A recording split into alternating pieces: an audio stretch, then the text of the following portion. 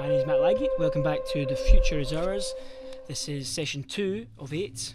In this session we are going to learn how to make our very first recording using Ableton Live. So if we just delve straight in, different from last session, here I've added in a couple more channels with some more tracks in them. You can always add a new channel by right clicking here, insert audio track, or else you can Apple or Command T, that brings up a new one, Command Z takes you back a step. So with all these new tracks, I'm going to try and make my first ever mix. I'll do it very quickly and very loose, just to get you the basics for now. So remember last time we had a look at warping, so some of these tracks haven't been warped yet, but I can always do it on the fly even when I'm playing with my tracks, or I can always do it later on if I find out there's a mistake, and it'll fix it retrospectively as well. So without further ado, let's just start making a mix. So I'm going to have a listen to some of these tracks and decide what one I maybe want as my first opening track. Pull up a wee bit. So that's quite nice because it's got a nice ambient beginning to it. I quite like that. So let's go with that. So let's have a look up here on top right. We have vertical lines and we have horizontal lines. If I click the horizontal lines, that takes me to this view, which is called the arrangement view. This is basically your mix view. So if you look at the bottom here, you can see it shows divisions over time. These are 10 minutes, 12 minutes, 14 minutes. Up the top it has these recognisable numbers that you might have remembered from when you were warping your tracks. This is Ableton's grid that you warped the tracks to. So if I go back to the other view, I can shortcut by pressing tab. I can tab flips between the two views. I can click and I can drag my first track into Ableton arrangement view. So if I unclick this little orange button up here, I press global play up the top here, we've got our first track. Cool, so now while that's playing, let's have a listen, see if we can choose what our second track is going to be.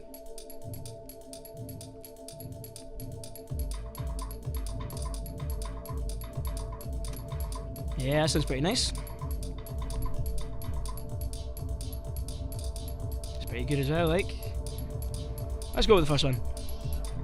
Okay, so I can even do it while that's playing. I can click, I can drag, drop this in.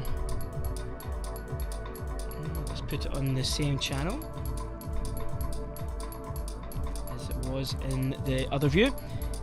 So now I can zoom in like I did when we were warping. Remember the little magnifying glass here? The same magnifying glass appears above the numbers here in arrangement view or on the bar here. So I'm going to click and I'm going to drag this. Let's say I'm going to match up the beats. So uncheck that again. See what this sounds like.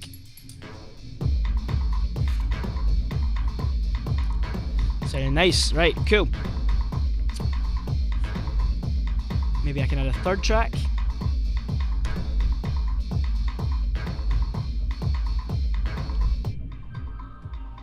Now notice when I did that, the first track, which was playing the mix, is now no longer playing. That's because I triggered a track in the same channel.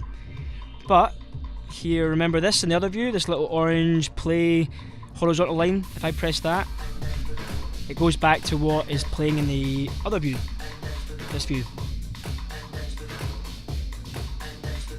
But if I trigger something in this, one of these channels, because nothing's already playing in these channels, all three tracks will play at once. 1, 2, 3, 4. Sounds pretty good. Let's pull that in. So click, drag, and then press tab there to get back into this other view. Stick it there. Then uncheck this little orange checker again. And that's what it sounds like in my mix. So already I'm at 2 minutes 25 here in my mix.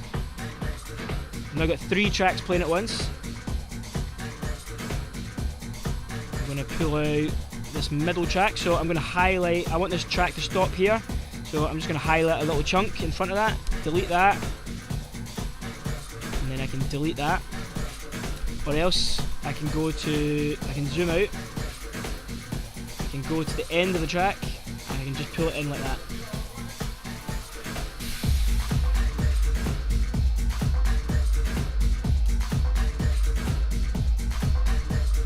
Sounds pretty good still.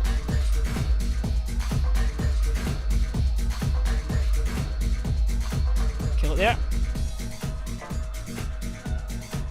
So that kind of dropped out a lot there, but we'll come back to that and see if we can make that sound better.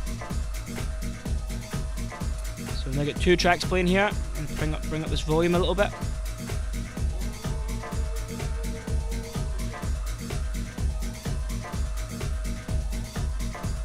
Ooh, take off that loop. Up here is your loop function.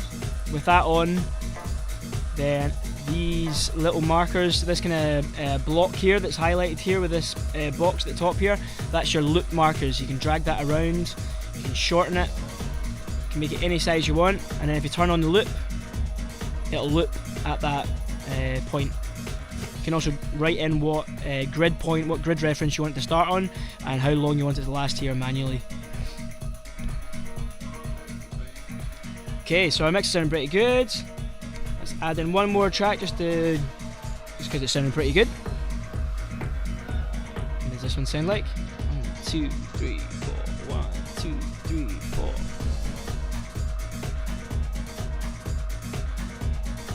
Sounding good. So I'm clicking, I'm pressing tab, I'm going to drop it in, try it out, uncheck this.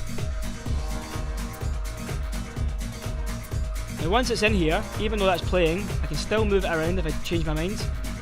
Move back, forward. Sounds pretty good there.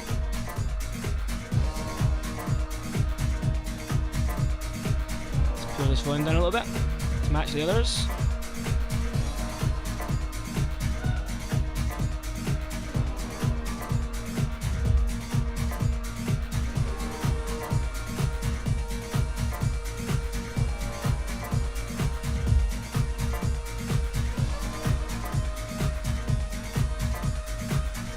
Kill this one here.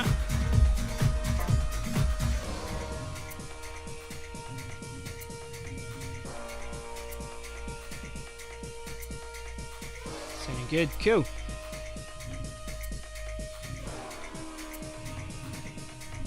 We'll kill that one. Keep it in, sounds pretty good.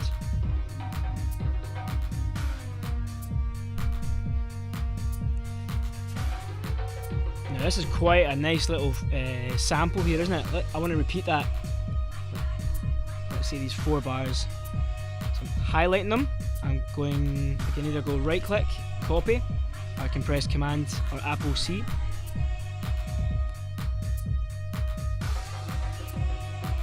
Now if I go here, I click, and then I press Command or Apple V, or again I can right click and paste.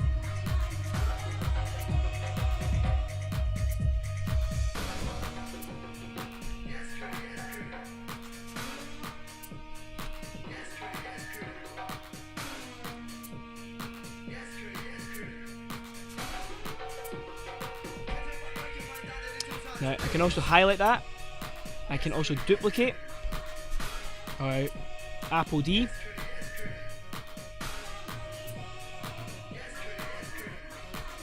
Let's just repeat that bit, so Command D that bit. Let's bring up the main volume.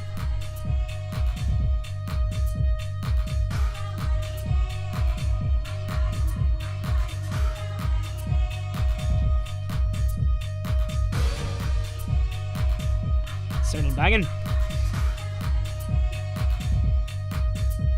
Now let's say I want to bring back those drums, so let's bring that in. So Command C copies it. I can. Ooh, oh that sounded pretty good. I can Command V there, add it back in.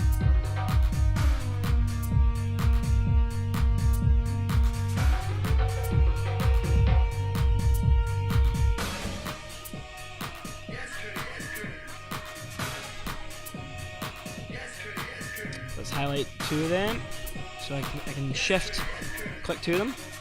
I can then hold down Alt and I can drag the 2 at once,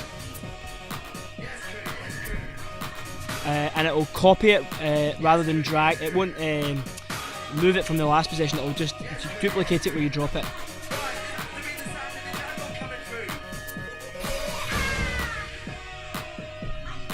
So let's bring that back in there. Duplicate that.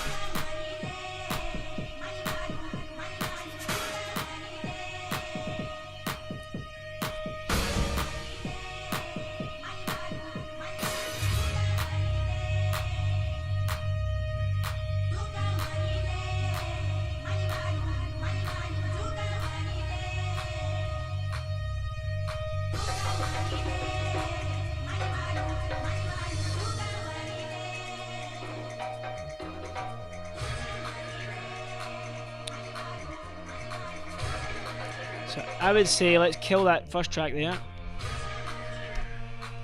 Get rid of that, because it's now doing its own thing.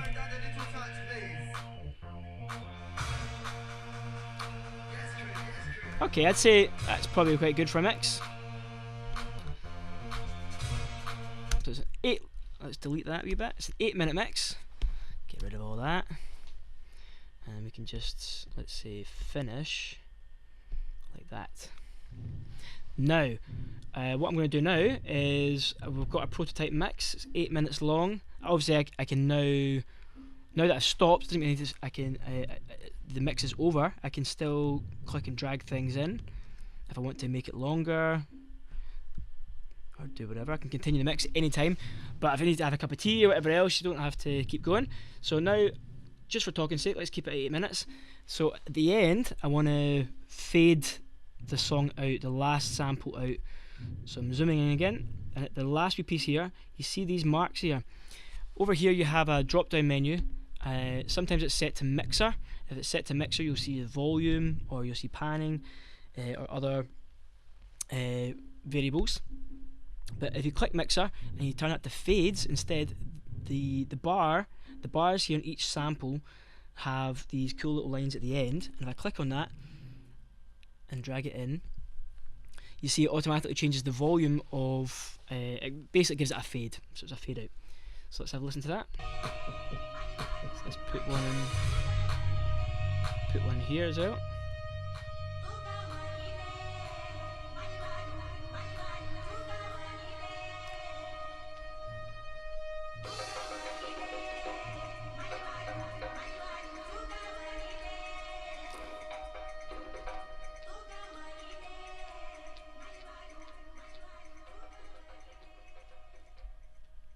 And there you go.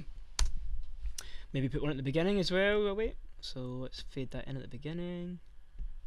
See what it sounds like. So it sounds like that rather than without the fade. Oops, not there. Here.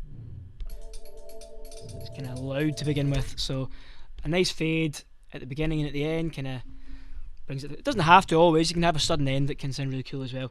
Now let's remember this bit here as well. You could also use a fade here. Remember, it sounded quite like a big dropout here.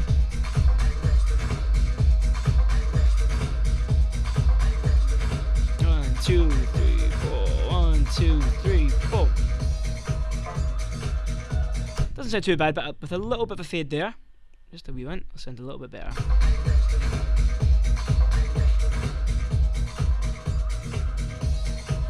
Go. So there we go. We have our 8-minute mix. Sounding pretty good. It's only got 4 tunes in it, but from that you can extrapolate everything you need to make a mix of any length you desire. So in the next session, we will come back to this. Maybe even add a couple more tunes, and then I'm going to show you some effects that you can use, and we're going to look at other ways that you can start to record things in a more live format rather than this quite sequential way that we've done it this time. This is a good way to start you off. If you learn how to do it this way, you can focus on how the music sounds and how it feels, and you can always go back and it's quite comfortable In the next way, it's much more live. It's much more about your intuition and playing what sounds good. So we'll come to that next session. In the meantime, any questions, ask them below. And yeah, sayonara. See you later.